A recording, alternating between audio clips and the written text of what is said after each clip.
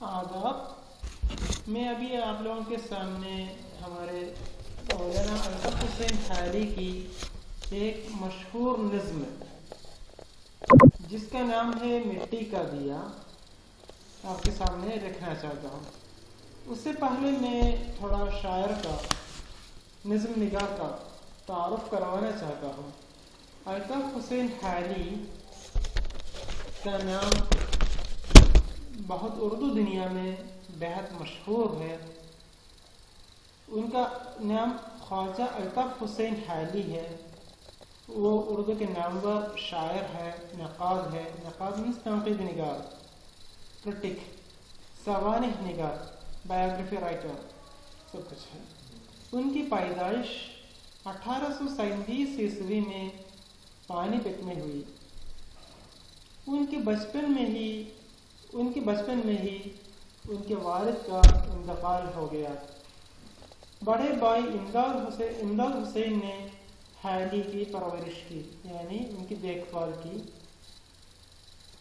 ان کا بچپن کا زمانہ ہندوستانی معاشرت کے انتہائی زوال کا دور تھا۔ معاشرت کا انتہائی زوال کا دور، یعنی یہاں پر ہمارے سماج میں بہت بڑی تبدیلیوں کا دور تھا۔ مسلم سماج خاص کر زوال کی طرف مائل ہو چکا تھا، یعنی یہاں پر مسلمانوں کی جو عظمت وہ سب کھو چکی تھی، نہ صرف مسلمانوں کے بلکہ سب کے، اور خصوصاً مسلمانوں کے۔ اور مغلیہ سلطنت ایک خاص وجہ یہ تھی کہ سلطنت مغلیہ دم توڑ رہی تھی مینس ختم ہو رہی تھی۔ سیاسی طور پر ملک میں انتشار چل رہا تھا، ہر جگہ موجود تھی۔ حیلی کو 1856 عیسوی میں حصار کے کلکٹر کے دفتر میں ملازمت مل گئی تھی، لیکن 1857 عیسوی میں پانی پت میں آ گئے، چھوڑ کر پانی پت آ گئے۔ 3-4 سال بعد جہانگیر آباد کے نواب مصطفیٰ خان شیخ تھا، انہوں نے اپنے بچوں کو سکھانے کے لیے حیلی کو مقرر کر دیا۔ نواب صاحب کی صحبت سے مولانا حیلی کی شاعری چمک اٹھی، یعنی فلورش کی، ترقی کر گئی۔ اس کے بعد دلی میں آ گئے اور مرزا غالب کی شاگردگی اختیار کی، قبول کر لی۔ اب شاگرد میں اسٹوڈنٹ ہو گیا غالب کا۔ غالب کی وفات کے بعد حیلی لاہور چلے گئی، وہاں پر گورنمنٹ بک ڈپو میں ملازمت کرنے لگے، نوکری وہاں پر، یعنی لاہور میں۔ اس وقت لاہور میں کرنل ہال رویڈ اور محمد حسین آزاد دونوں مل کر 1874 عیسوی میں انجمن پنجاب کی بنیاد رکھی۔ اسے انجمن پنجاب لاہور کے نام سے جانا جاتا ہے کیونکہ یہ لاہور میں تھا۔ وہاں پر ایک انجمن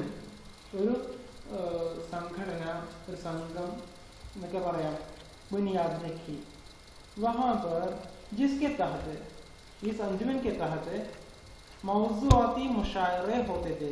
موضوعاتی، کسی موضوع دے کر اس پر مشاعرے منعقد کرنا۔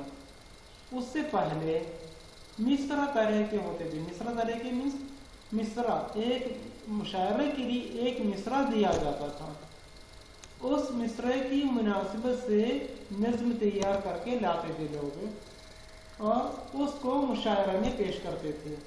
لیکن انجمن پنجاب لاہور وہ اس قسم کا پہلا انجمن تھا جس نے مصرع طرح کے بجائے موضوع دے کر، کسی ایک موضوع دے کر اس پر مشاعرہ کروانے لگے۔ ان مشاعروں کے لیے حیلی نے بھی نظمیں لکھی، مطلب اس میں پیش کرنے کے لیے حیلی نے بھی نظمیں لکھی۔ 4 برس یہاں گزارنے کے بعد دہلی چلے آئے۔ 4 سال تک لاہور میں رہے، اس کے بعد پھر وہ دہلی میں آ گئے۔ وہاں پر سر سید سے ملاقات ہوئی۔ ان کی ملاقات سر سید سے ہوئی. وہ انہیں یعنی سر سید انہیں علی گڑھ لے جا کر اینگلو عربک کالج کے معلم بنائے، استاد بنائے. حالی سر سید احمد خان کے خیرات سے بہت متاثر تھے، انفلوئنسڈ. حالی انفلوئنسڈ بائی دی سر سید احمد خان. سر سید کی فرمائش پر انہوں نے مسدس حالی لکھی. سر سید کے کہنے پر انہوں نے کیا کیا؟ مسدس حالی لکھی.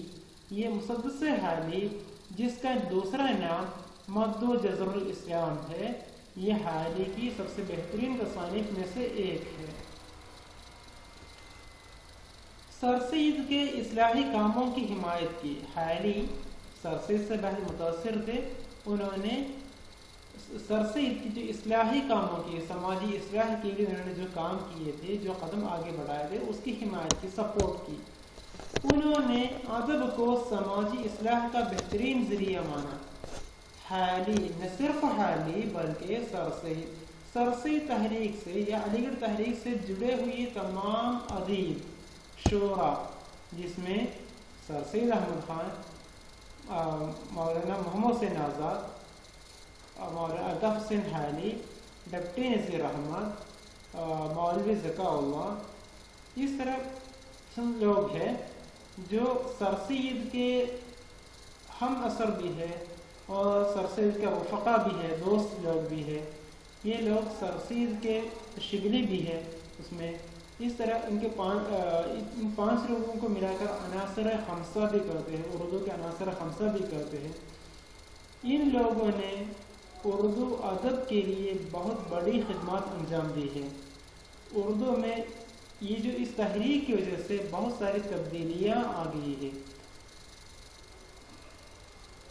اب کہنے کا یہ مطلب ہے کہ ان لوگوں نے یا سرسی تحریک کے زیر اثر اصلاحی کام انجام دینے کے لیے ادب کو ایک بہترین ذریعہ مانا. اس کے علاوہ ادب کے ذریعے سماج کو فائدہ پہنچانے، شاعری سے جھوٹ اور مبالغے کو نکالنے، دور کرنے، کم کرنے کی بھی کوشش اس کے ذریعے ہوئی. حالی نے اپنی نظریات اور اصلاحی نقطۂ نظر کو سامنے رکھ کر مقدمہ شعر و شاعری لکھا. حالی کی ایک اور تصنیف ہے مقدمہ شعر و شاعری، یہ بھی بہت مشہور ہے، جو آج بھی شعر و شاعری پر لکھی گئی باقاعدہ تنقید کی پہلی کتاب مانا جاتا ہے. اردو ادب میں اسے باقاعدہ تنقید کی پہلی کتاب مانا جاتا ہے. اسی طرح انہوں نے سعدی شیرازی کی جو سوانح لکھی جس کا نام ہے حیات سعدی. سعدی شیرازی شاید آپ لوگ جانتے ہوں گے کہ وہ فارسی زبان کے یا ایران کے ایک بہت بڑے ادیب تھے جن کو ہندوستان ان سے متعارف کروایا حیات سعدی لکھ کر. اس کے بعد غالب اور سر سید کی سوانح عمریاں بھی لکھی. غالب کی سوانح عمری یادگار ہے غالب کے نام سے، اور حیات جاوید سر سید کے نام سے. سر سید کی جو سوانح عمری ہے، سوانح زندگی ہے، اس کے بارے میں لکھی ہے. حالی نے سماجی سیاسی موضوعات پر بھی بہت ساری رباعیاں کہی ہے جو بہت مشہور ہے. 31 دسمبر 1914 عیسوی کو پانی پت میں ان کی وفات ہوئی. یہ تھا ہمارے الطاف حسین حالی، ان کے بارے میں ایک مختصر تعارف. اب میں آپ لوگوں کے سامنے جو مٹی کا دیا، جو الطاف حسین حالی کی ایک مشہور نظم ہے، جس کی آڈیو میں آپ کے سامنے سنانا چاہتا ہوں.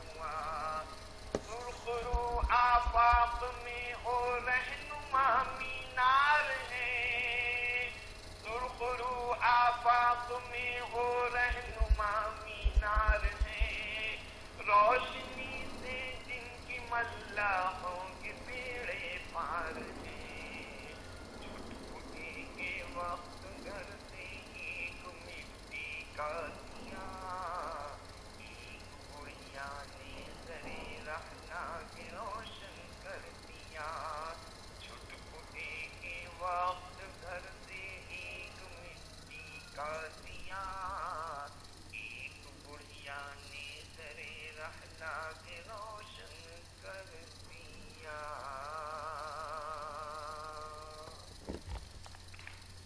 ये इस नज़्म का पूरा हिस्सा तो नहीं है, फिर भी मैंने आपको कुछ तरन्नुम से सुनाने के लिए ये काम किया है।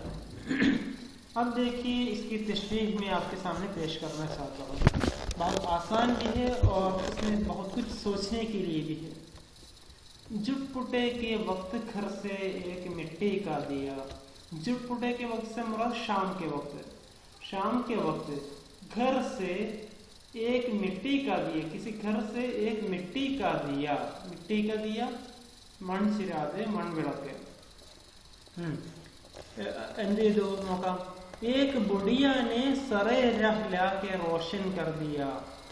एक घर से एक मिट्टी का दिया, एक बुढ़िया ने एक मिट्टी का दिया लाकर घर से लाया और उसको लाकर कहाँ रख दिया? सरे रह ला के रोशन कर दिया, यानी रास्ते में रख दिया, वहां पर लाकर रोशन कर दिया. അവിടെ കൊണ്ടുവന്ന് കത്തിച്ചു വെച്ചു, വഴി വക്കിൽ വെച്ച്. എന്തിനാണ്? ताकि रहगी और परदेसी कहीं ठोकर न खाए. इंद्राने बुढ़िया दिया जलाने का मकसद ये था कि उस रास्ते से गुजरने वाले लोग, चाहे वो परदेसी हो या कोई भी हो, कहीं ठोकर न खाए. എന്ത് ചെയ്യരുത്? വെച്ച് കുത്തരുത്, കാല് വെച്ച് കുത്തരുത് എന്ന് വിചാരിച്ചിട്ടാണ്. ബുദ്ധിമുട്ടൊന്നുമില്ല, കറങ്ങി പോകണമെന്ന് വിചാരിച്ചിട്ട്. और राह से आसान गुजर जाए हर एक छोटा बड़ा. हर कोई, छोटा हो बड़ा हो देसी हो परदेसी हो कोई भी हो, राह से उसी रास्ते से आसानी से गुजर जाए. ആ വഴിയിലൂടെ എളുപ്പം കടന്നു പോകാൻ വേണ്ടിയിട്ടാണ്. ആരും ये दिया, എന്നിട്ട് ഇയാൾ പറയണത് ये दिया बेहतर है उन झाड़ों और लैम्ब से.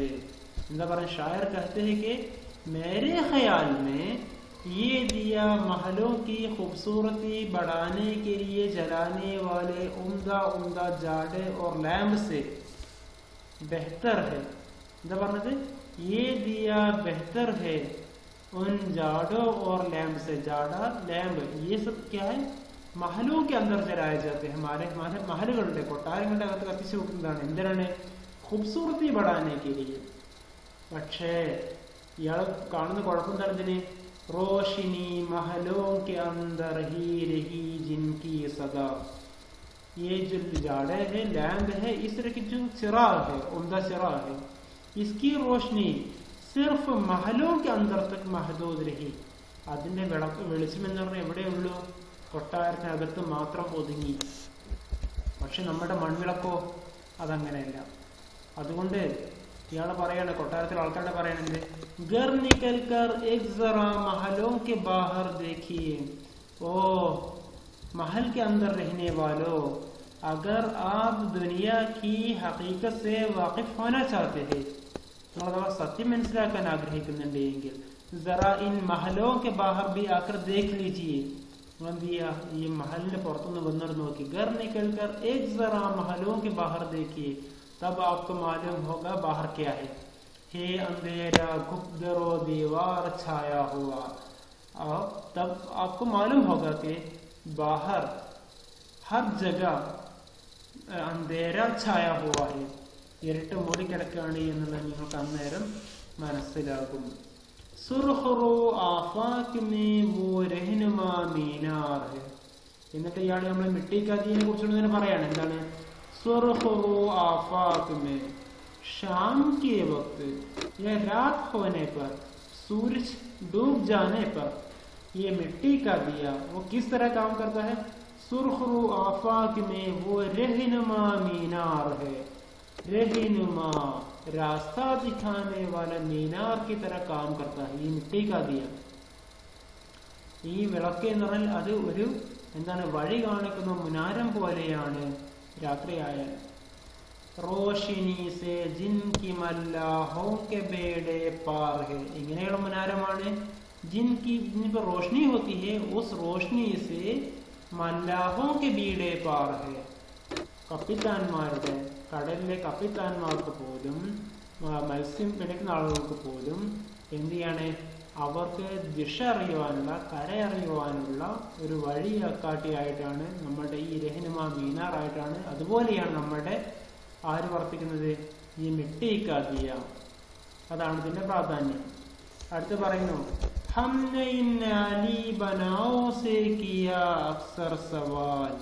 ഇയാൾ പറയാണ് ഹംനെ മേനെ, ഷായർ കഹത്തെ ഹെ, എന്താണ്, മേനെ യഹാ പർ മൗജൂദ് ആലിഷാൻ ബനാവോ സെ, ഈ ഉയർന്ന തരത്തിലുള്ള നിർമ്മിതികളോട് ഉദ്ദേശിച്ചത് എന്താണ്, മഹല്, ബാഗ്, ഇമാർ, ഇസ് തരഹ की तमाम तर चीजों से मैंने अक्सर ये सवाल किया. उससे कहा, ഞാൻ അവരോട് പറഞ്ഞു, എന്താണ് പറഞ്ഞ കാര്യം നോക്കാം.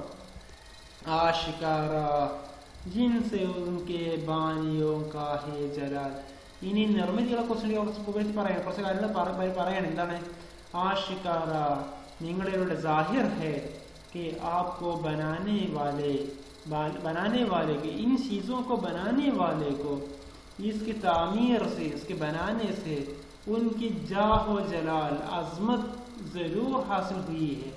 എന്ന് വെച്ചാൽ ഇങ്ങനെയുള്ള അമ്പരചുംബികളായ കെട്ടിടങ്ങളും കാര്യങ്ങളും ഒക്കെ ഉണ്ടാക്കിയ നിർമ്മിതികളിലൂടെ ഉണ്ടാക്കുന്നവരുടെ പേരും പ്രശസ്തിയും ഉണ്ടായി എങ്കിലും അതുപോലെ തന്നെ എന്താണ്, ഷാനോ ഷൗകത്ത് കി തുമാരി ധൂം ഹേ ആഫാഖ് മേ, അവരെന്താണ്, നിങ്ങളെ കുറിച്ച് കൊണ്ടുള്ള പേരും പ്രശസ്തിയും, ഷാനോ Shoukath, Asmath, Faseelath, in sub K Bare may puri Duniya may Dhoom ഹേ, ചർച്ച ഹോ രഹി ഹേ, तो भी दूर से आके तुमको देखते हैं बाकमाल, बड़े बाकमाल लोग, बड़े बासराहियत लोग, बड़े मशहूर लोग भी आकर तुम्हें देखने के लिए दूर दूर से आ रहे हैं. ये सब कुछ सही है, फिर भी मैंने उनसे ये सवाल किया.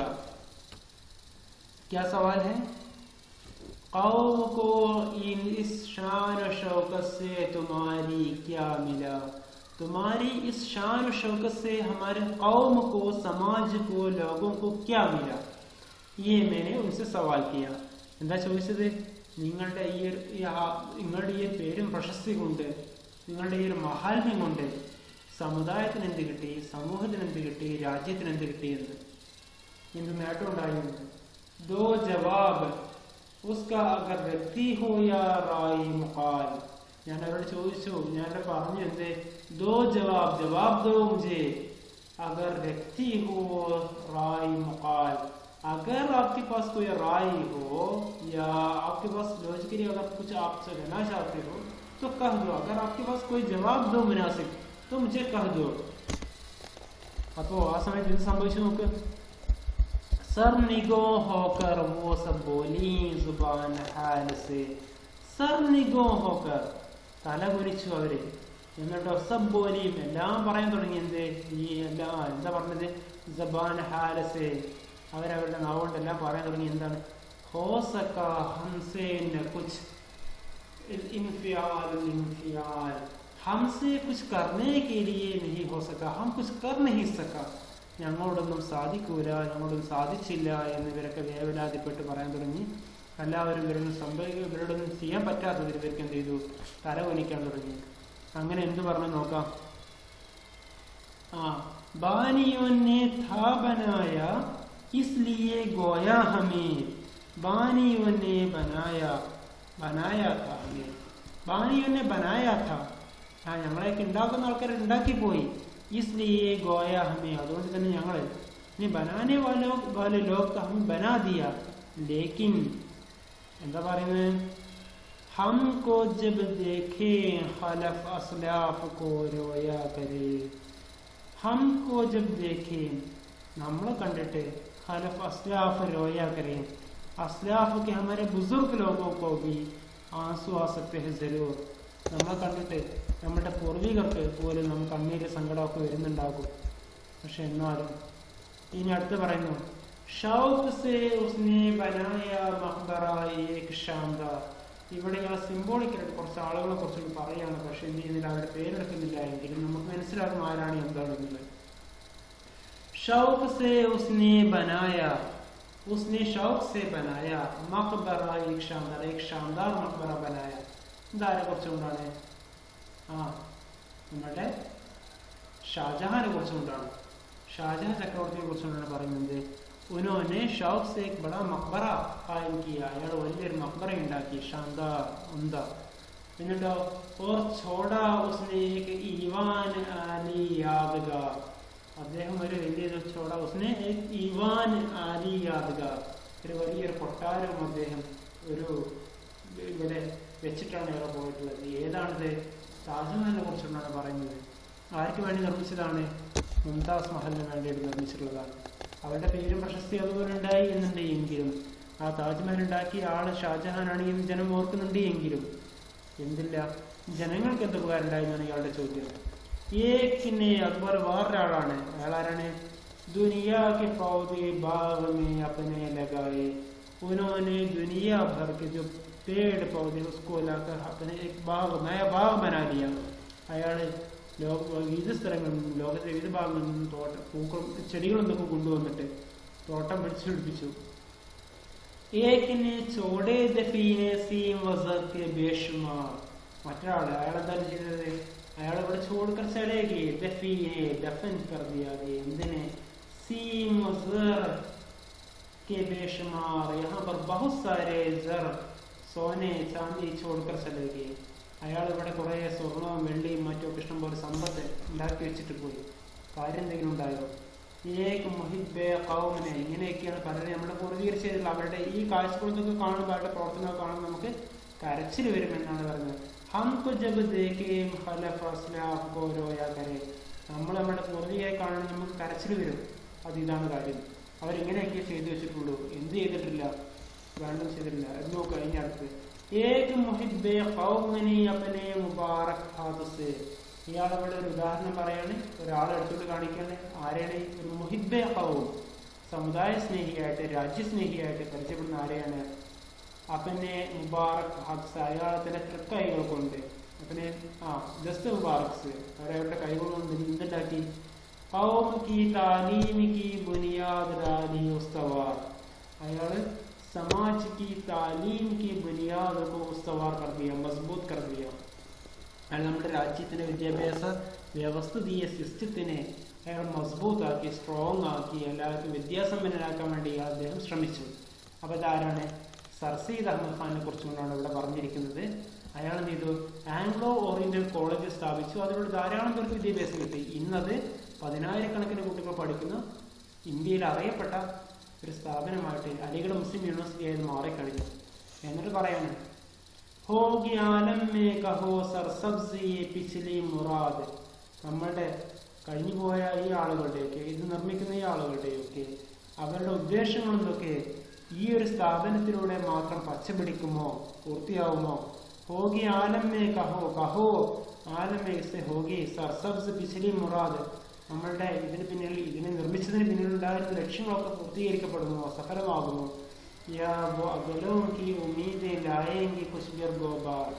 എന്താ നമ്മുടെ അകലെ ആനെ വാലി നസ്ലോं की जो उम्मीदें हैं वो भर लाएंगे, वो पूरा करके लाएंगे क्या?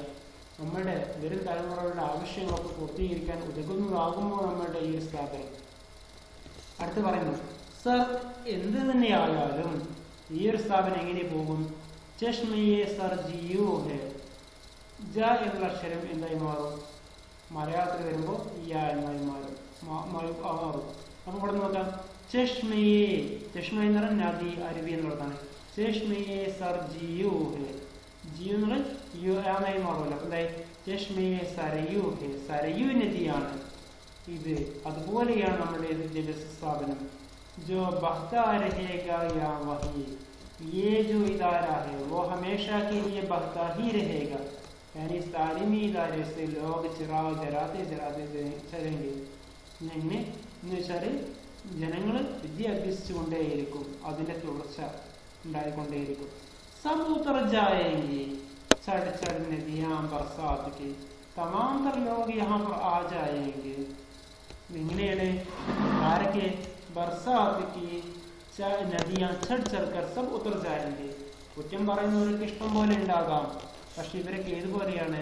മഴ വെള്ളപ്പാച്ചിൽ വന്നു പോകും. അതുപോലെ ഇവരുടെ വിമർശനങ്ങളൊക്കെ വന്നു പോകും. അവസാനം ഇവരൊക്കെ വന്നു ചേരും എവിടെ? സബ് ഉത്തർ ജായേംഗെ, ഹർ കോയി ഇസ്സെ ഫായിദ ഹാസിൽ കരേഗ. ഇപ്പോൾ വിമർശിക്കുന്നവരുണ്ടാവാം, പക്ഷെ ആ വിമർശിക്കുന്നവരൊക്കെ എന്ത് ചെയ്യും? ഈ ഒരു സ്ഥാപനത്തിൽ നിന്ന് വിദ്യ അഭ്യസിക്കും, അതിനോട് പ്രയോജനം നേടും, അവർക്ക് ഏതെങ്കിലും രൂപത്തിൻ്റെ പ്രയോജനം കിട്ടും എന്നാണ് ഞാൻ ഇവിടെ പറഞ്ഞിരിക്കുന്നത്. അപ്പോൾ इस नज़्म के ज़रिए हाली ने जो मुल्क को एक अच्छे राह पर, तालीम की राह पर समाज को लाने की कोशिश करते हैं. वो मिसाल के तौर पर हमें सरसेज को यहाँ पर पेश करते हैं. सरसेज जिन्होंने कौम की खिदमत के लिए कोशिश की, अपने आप को वक़्फ़ कर दिया. इस तरह समाज को अब भी आगे बढ़ाने की ज़रूरत है, तालीमी इदारे कायम करने की ज़रूरत है, लोगों के मुस्तक़बिल के लिए हम लोग बहुत कुछ करने की ज़रूरत है. इस तरह इशारा वो दे रहे थे. शुक्रिया.